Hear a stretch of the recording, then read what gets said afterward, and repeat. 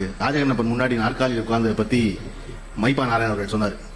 ஒன்னு பிரச்சனை எடுத்துக்கலாம், அண்ணன் திருமாவளவன் போறாரு, அல்லது திருமாவளவன் போறதுக்கெல்லாம் பிரச்சனை ஆகுது அப்படின்னு. திருமாவளவன் நாற்காலியில் உட்கார்றதா அவங்களுக்குலாம் பிரச்சனை, நாற்காலி கிடைச்சிடக்கூடாதுங்கிறதா ஒரு பிரச்சனை.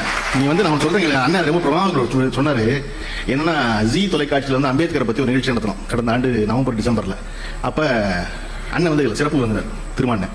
நான் கடைசியா வந்தா போதும், ஏன்னா அம்பேத்கரை பத்தி அண்ணன் ஒன்னும் புதிய செய்தி கேட்க போறதுல பேசுறவங்க இருந்து, அதனால இவங்க எல்லோரும் பேசணும். கிட்டத்தட்ட இந்த பக்கம் ஒரு 15 பேர், இந்த பக்கம் 30 பேர் பேசணும். அதனால நீங்க மெதுவா வாங்கன்னு சொன்னா அண்ணன் குறித்த நேரத்துக்கு வந்துட்டாரு.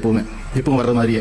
சரி, வந்ததுக்கு அப்புறம் நீங்க வந்து அறையில உட்காந்துருங்க, நாங்க நிகழ்ச்சியை நடத்துறோம், ரொம்ப அசௌரியமா இருக்கும் அந்த நாற்காலியில இருந்து. ஏன்னா நாங்க ஒரு 3 நிமிஷம் உட்கார போற கெஸ்டுக்காக தயார் பண்ண நாற்காலி, அந்த நாற்காலி அவ்வளவு உட்கார முடியும். இல்ல பரவாயில்ல அப்படின்னு வந்து அண்ணன் உள்ள நான் எல்லாம் பேசுறதை கேட்கறேன் அப்படின்னு. கிட்டத்தட்ட 3.5 மணி நேரம் உட்காந்துருந்தாங்க நிகழ்ச்சியில. 3.5 மணி நேரம் அசௌரிய நாற்காலியில கை கட்டியே உட்காந்துருந்தாரு அண்ணன். அது அவருடைய இயல்பு.